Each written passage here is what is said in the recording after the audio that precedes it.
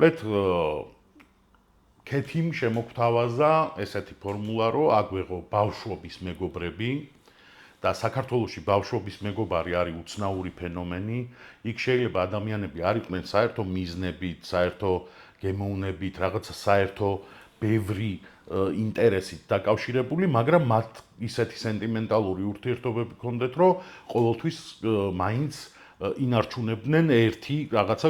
ჯგუფის სახეს და საქართველოში ხშირად ხდება, რომ სრულიად განსხვავებულ პოლიტიკურ თუ მსოფლმხედველობრივ ღირებულებებზე მყოფი ადამიანები მაინც ძალიან ახლო მეგობრები არიან, მარტივი მიზეზის გამო, რომ მათ ეგრეთ წოდებული ტრუსიკის მეგობრობა აკავშირებთ მთელი ცხოვრება რა და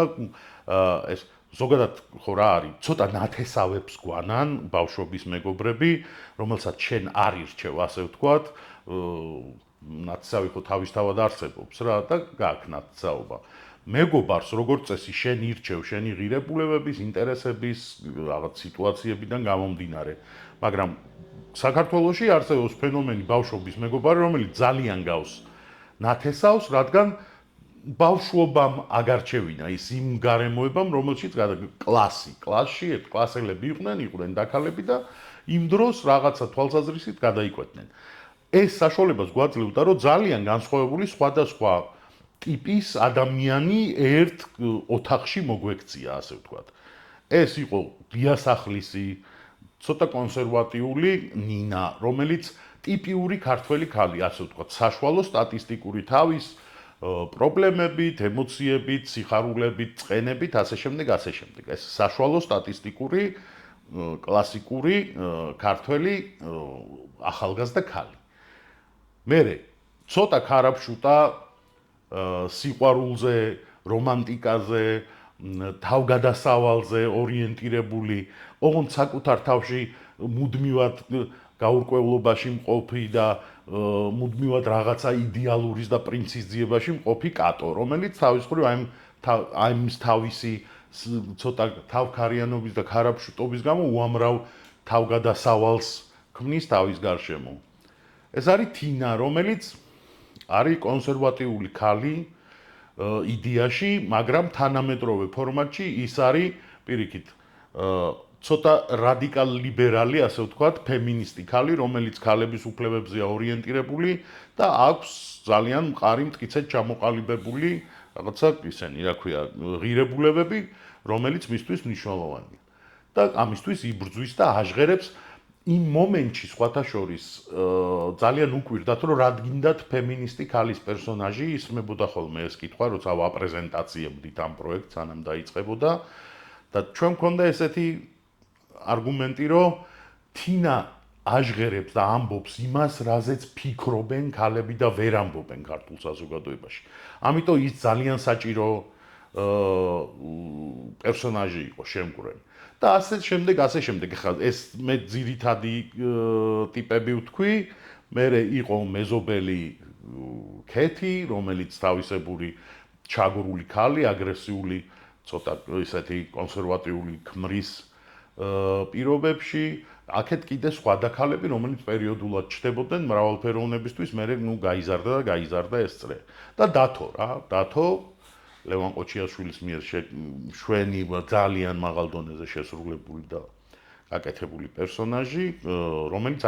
ასევე საშუალო სტატისტიკური ქართველი კაცი, თავისი ეშმაკებით,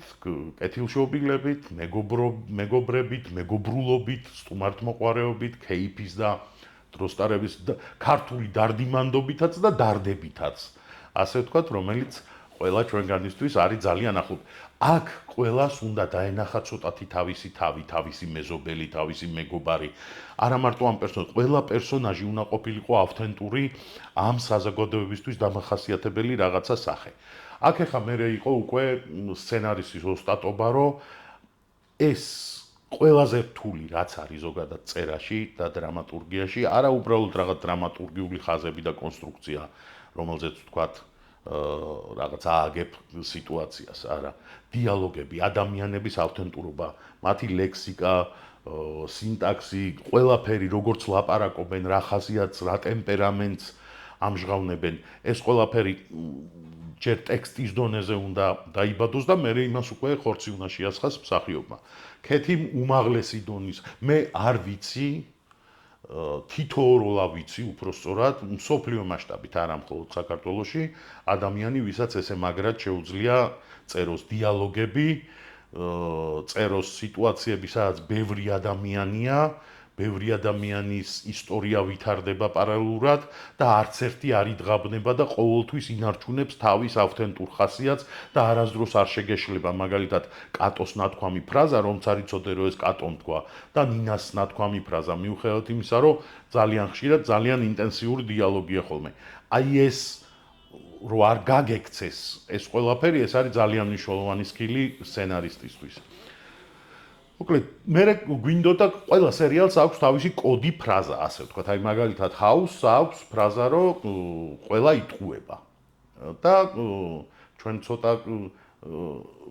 ასე ვთქვათ ვერბალურად მსგავსი კოდი მოვიფიქრეთ ჩვენი სერიალისთვის მაგრამ ძალიან განსხვავებული ფილოსოფიურად ჩვენი ასე ვთქვათ კოდი ფრაზა იყო რომ ყველა თავს იტყუებს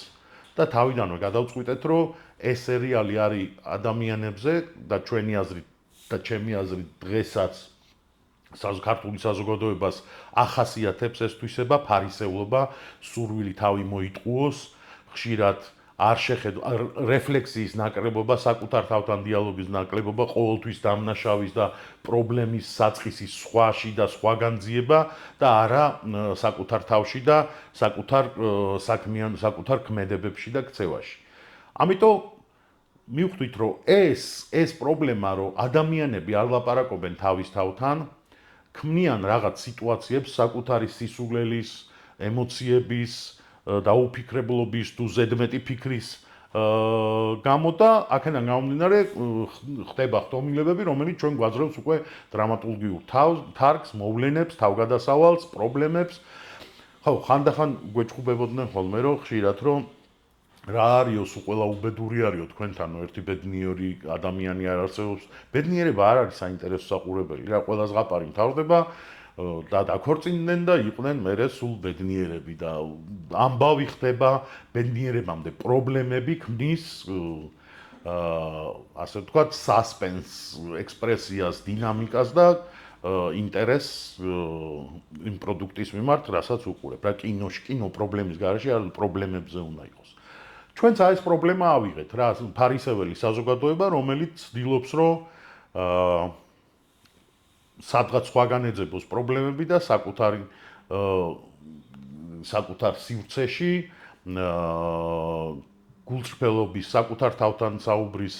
და რეფლექსიის ნაკლებობის გამო მოხვდეს სხვადასხვა სიტუაციებში რომელშიც მერე მაყურებელი ან სეირს ნახავს ან დრამას ნახავს ან კომედიას